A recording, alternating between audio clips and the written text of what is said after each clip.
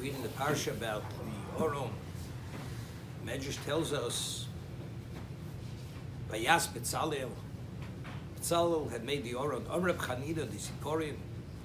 Sholosh Tevos Osa Betzalel's Oron. The Oron is comprised of 3 boxes. Shtaim Shel Zov, Ach Shel Eitz. 2 of them are made of gold. 1 is made of wood. Shika Shel Eitz B'toch Shel Zov. That the wood box is the inlay in the outer box, V'shel Zov B'toch Shel Eitz, and the most inner box of gold is inlay into the wood box. B'achar Kach Tzipos Sifusei Zov. Then he coated the edge with gold. L'kai mitzvah saseh Shenema v'yitzabeu Zov Tor Zov Mibais Mechutz. B'achar Yaslu Zeh Zov Soviv. Then there was a rim surrounding, encircling the Oron. Mikan Sheital Mechochem Tocho Keboro. Just as the Oron is the receptacle for the Torah and the Luchos, Shivrei Luchos, and it's Mibais Mechutz Tzapenu, the same is true regarding Talmud Chochem, who's the repository for Torah. Also, he has to be Tocho Keboro. He has to be genuine, that whatever you see on the outside is be genuinely inward, no less than the outside.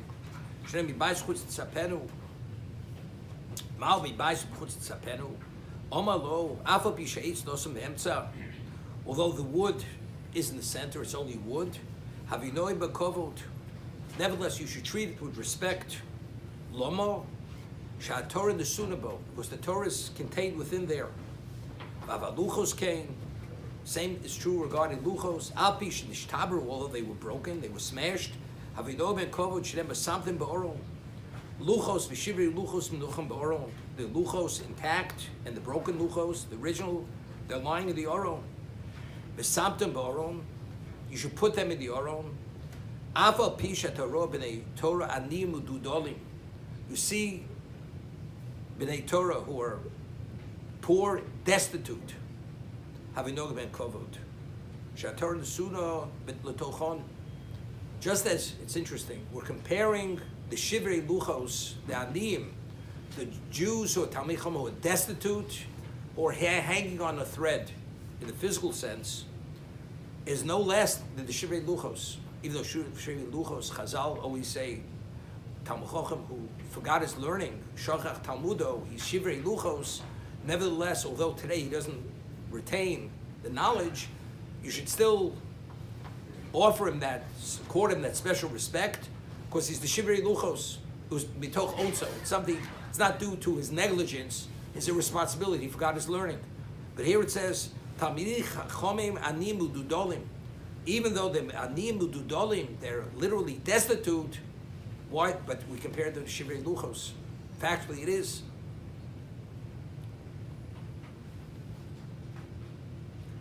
It's interesting, the Mishnah tells us in Eruvin, that there's certain things that Ma'avir and Odom al-Adas, it actually causes him to be removed from his belief. What is it?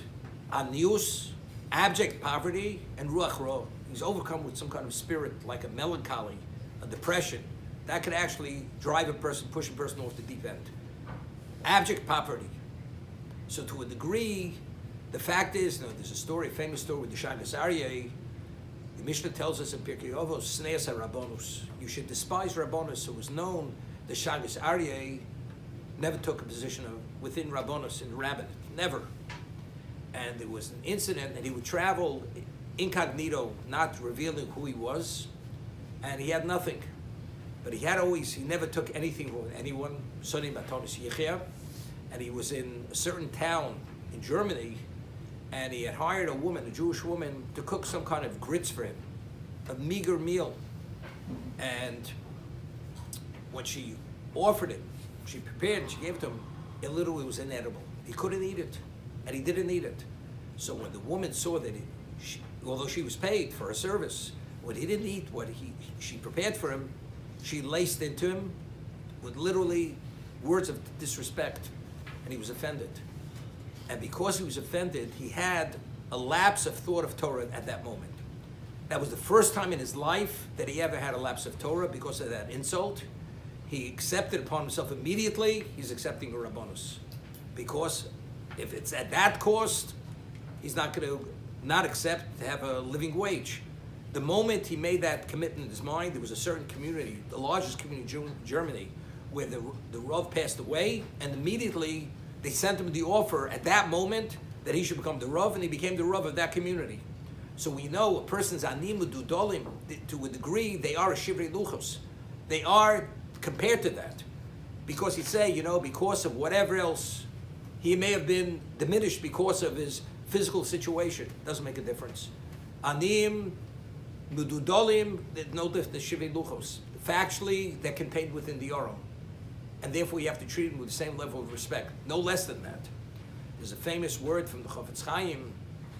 Chofetz Chaim writes that there was this king who commissioned a paddle boat should be constructed, which is the equivalent of his palace on the water.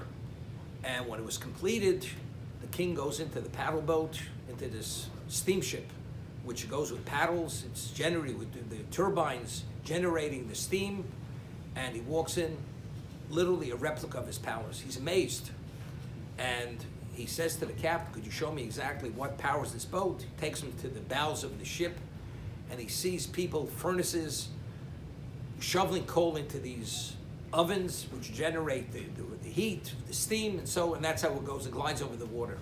But he notices that the walls, due to the coal, are covered with soot. The people, they look literally like they're black because they're covered with soot. He becomes upset, and he says, "This is my palace, such squalor, such filth. I want immediately the lower part of the boat, these walls should be broken out." The captain pleads with the king. He says, "We break out the walls, there's no palace." The ship goes down. Doesn't make a difference. This is intolerable, I will not accept it. Of course, they broke out the walls. Ship sunk.